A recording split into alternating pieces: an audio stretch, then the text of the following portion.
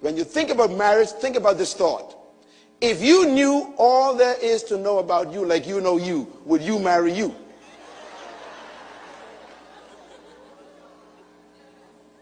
And then you are asking someone to live with what you know about you. My God. Serious business, huh? Write this down, please. Point number 2, very important. You bring to the marriage what you are as a single. So stop concentrating on marriage.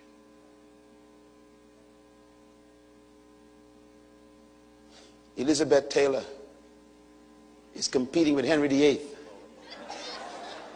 And she still haven't gotten the message. Ain't nothing wrong with those men.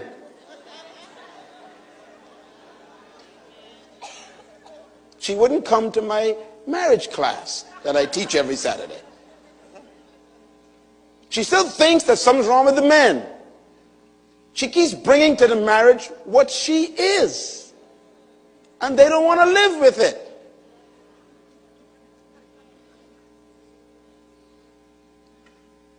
So when you come to a conference like this, you need to have an encounter with yourself.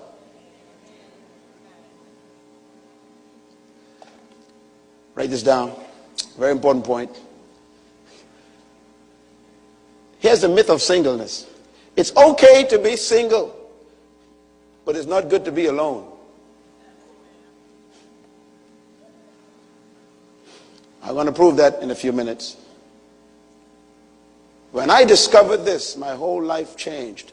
And I was 14 years old. I read the whole Bible through at 14. Can you imagine that? And every year since then, I've read the Bible. When I discovered this, my whole discipline changed. I got married at age 25 as a virgin. My wife was a virgin also. And I was famous in my country at age 15. Very famous. I was a musician. I formed a group. We produced music. I play music. I also write songs. And our songs became #1 on the secular stations. And so I was very well known. And what I'm saying that for is the women, they sought after me. What kept me clean? What kept me as a teenager? 16, 17, 18, 19, 20 years old, 21 years old, 22, 23, 24, and saved myself for my wife. What kept me? What kept me was when I understood this statement.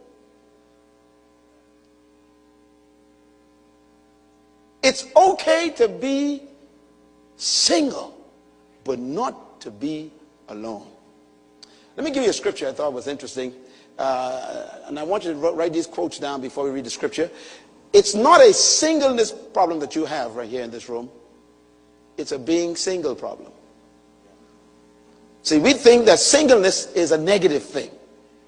And the church puts pressure on you as well and say, how old are you? 30. You ain't married yet? No.